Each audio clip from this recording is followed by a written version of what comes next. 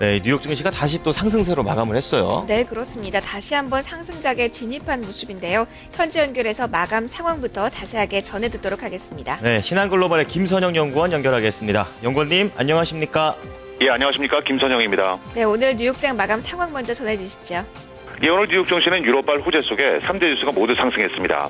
EU와 IMF가 주도하는 채권단과 키프로스 정부가 구제금융의 대가로 약속했던 재정 흑자 달성 시한을 2년 연장하는 데 합의했다는 소식에 유럽과 뉴욕 증시가 모두 강한 상승세로 화답을 한 하루였는데요. 키프로스와 국제채권단은 구제금융 조건 이행 기간인 2018년까지 공공부문의 임금과 연금을 3% 각각 삭감하고 공무원을 1,800명 줄이기로 했습니다. 또한 공무원의 연금을 기존보다 2년 늦춘 65세부터 지급하며 세수 증대를 위해서는 법인세는 12.5%로 부가가치세는 19%로 각각 인상키로 합의했는데요. 키프로스 정부는 올해 예산에서 이 같은 세금 인상과 지출 감소를 통해 약 3억 5천만 유로의 추가 자금을 확보할 계획이라고 설명하고 있습니다. 이와 함께 지난 2월 미국의 공장 수주가 크게 증가했다는 소식과 미국 자동차 3사의 3월 판매 증가 뉴스 등 여러 호재 속에 오늘 뉴욕 증시는 강한 상승세를 유지했고 특히 다우지수와 S&P 500 지수 모두 사상 최고치를 경신했습니다. 오늘 업종별로는 의료보험사를 비롯해 금융업종과 제약, 바이오, 신용카드, 인터넷 등이 상승한 반면 에너지와 석탄, 운송업, 정유업체, 주택건설업, 반도체 등이 하락했으며 오늘 10년 만기 국채 수익률은 어제보다 상승해 1.86%의 거래를 마감했습니다. 특징 종목 좀 보도록 들이 미국의 1분기 경제 성장률 전망치를 상향 조정했다는 소식이 있는데요. 자세한 소식 전해주시죠.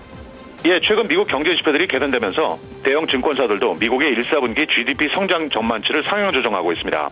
먼저 JP모가는 개인 소비 지출과 건설 지출을 반영해 올 1, 4분기 GDP 성장률 전망치를 2.7에서 3.8%로 상향 조정했습니다.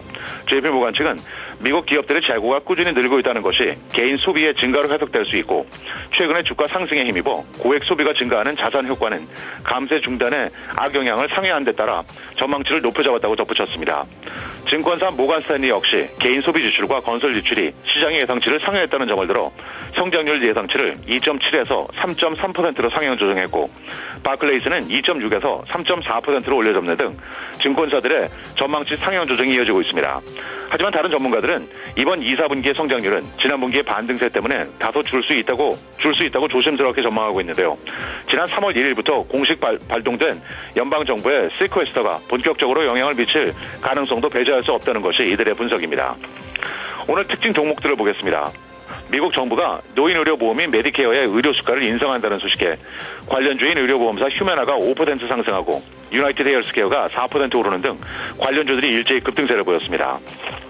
포드 자동차는 3월달 판매가 전년 동기 대비 5.7%가 증가한 26만 6,160대를 기록해 전망치를 상회했다는 발표에 1.5%의 주가 상승을 보였고 증권사 레이먼 제임스가 투자 의견을 매수로 상향 조정한 데 따라 샌디에고 소재의 통신 반도체 업체 퀄컴의 주가는 강보합권에서 거래를 마감했습니다.